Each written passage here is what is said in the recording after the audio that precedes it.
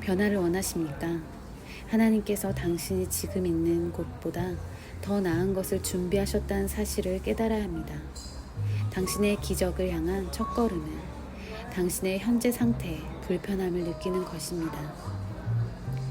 당신이 변화에 대한 강한 열망이 있음을 발견할 때 하나님께서는 당신 문 앞에 계십니다. 하나님께서 당신의 심령의 문을 두드리실 때 그분에 대한 인간의 영혼의 반응이 바로 강한 열망입니다. 인간의 영혼에는 무언가가 있습니다. 당신의 혼이 강한 열망으로 부르짖을 때 하나님께서는 그에 대해 즉시 반응하십니다.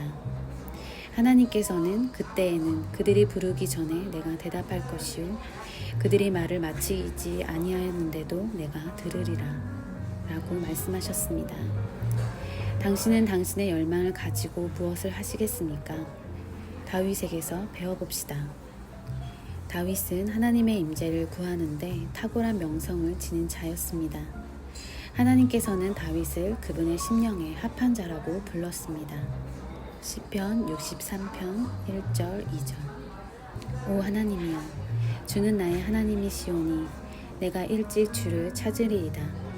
내 혼이 주를 열망하오며 내 육신이 건조하고 메마른 물 없는 땅에서 주를 사모하오니 이는 내가 성소에서 주를 보았던 것처럼 주의 권능과 주의 영광을 보기 위함이니이다. 다윗은 오 하나님, 저는 제 안에 당신의 능력을 보려는 강한 열망을 가지고 있습니다 라고 말했습니다. 다윗은 먹을 것과 마실 것이 아니라 하나님의 능력을 보는 것에 굶주리고 목말라 했습니다. 다윗의 시를 주의 깊게 읽지 않으면 당신은 그가 아무것도 하지 않고, 즉 아무 수고도 하지 않고 그냥 어느 날 아침에 이런 열망을 가지고 깨어났다고 잘못 생각할 수도 있습니다. 그러나 같은 장 6절에 하나님을 향한 열망과 열망의 비밀이 나와 있습니다. 시편 63편 6절. 내가 내 침상 위에서 주를 기억할 때와 밤 경비 중에 주를 묵상할 때 하리이다. 아시겠습니까? 다윗은 잠자리에서조차 하나님을 잊지 않았습니다. 그는 종일 밤낮 하나님을 생각하고 그분의 말씀을 묵상했습니다.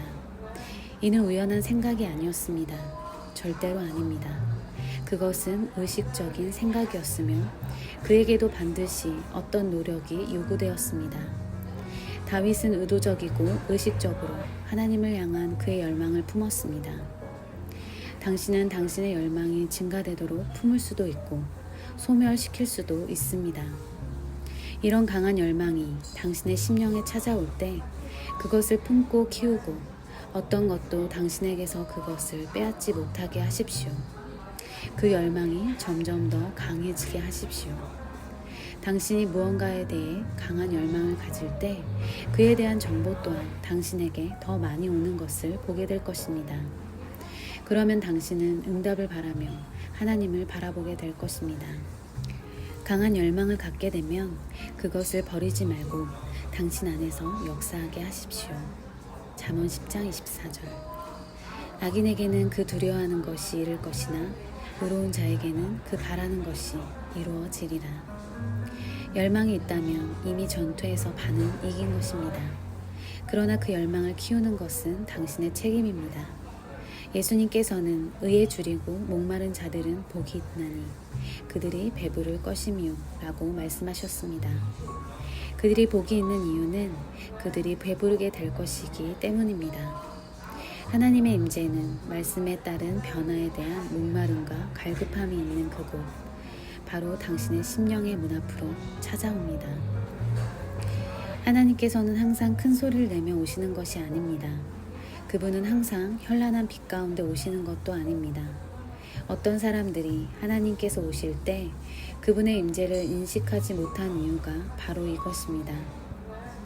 하나님께서는 대부분 그저 작은 표적을 나타내심으로 하나님을 열망하고 있지 않다면 그분이 나타나실 때 당신은 알지 못할 수도 있습니다. 열왕기상 19장 11절 13절. 주께서 말씀하시기를 산 위에 가서 주 앞에 서라 하시니 보라 주께서 지나가시는데 크고 강한 바람이 산들을 가르고 주 앞에서 바위들은 산상조각 냈으나 주께서 그 바람 속에 계시지 아니하였으며 바람 후에 지진이 있었으나 주께서 그 지진 속에도 계시지 아니하더라. 또 지진 후에 불이 있었으나 주께서 그 불에서도 계시지 아니하더니 그 불 후에 미세한 음성이 있는지라. 엘리야가 그 음성을 듣자 그의 외투로 얼굴을 싸고 나가서 굴의 입구에 서 있는데 보라, 한 음성이 그에게 임하여 말씀하시기를 엘리야야, 내가 여기서 무엇 하느냐 하시더라. 하나님께서 엘리야를 만나셨을 때 큰 바람과 지진과 불 등 큰 표적들이 나타났지만 하나님께서는 어떠한 것 가운데서도 계시지 않았습니다. 하나님께서 항상 화려하고 떠들썩하게 오시는 것은 아니며 오히려 아주 모호하고 익숙하지 않은 방식으로 당신에게 찾아오실 수도 있습니다. 그러나 중요한 것은 그분의 임재를 알아차리는 것입니다. 야곱은 꿈을 꾸고 깨어나서 진정으로 주께서 이곳에 계시는데 내가 알지 못하였도다 라고 말했습니다.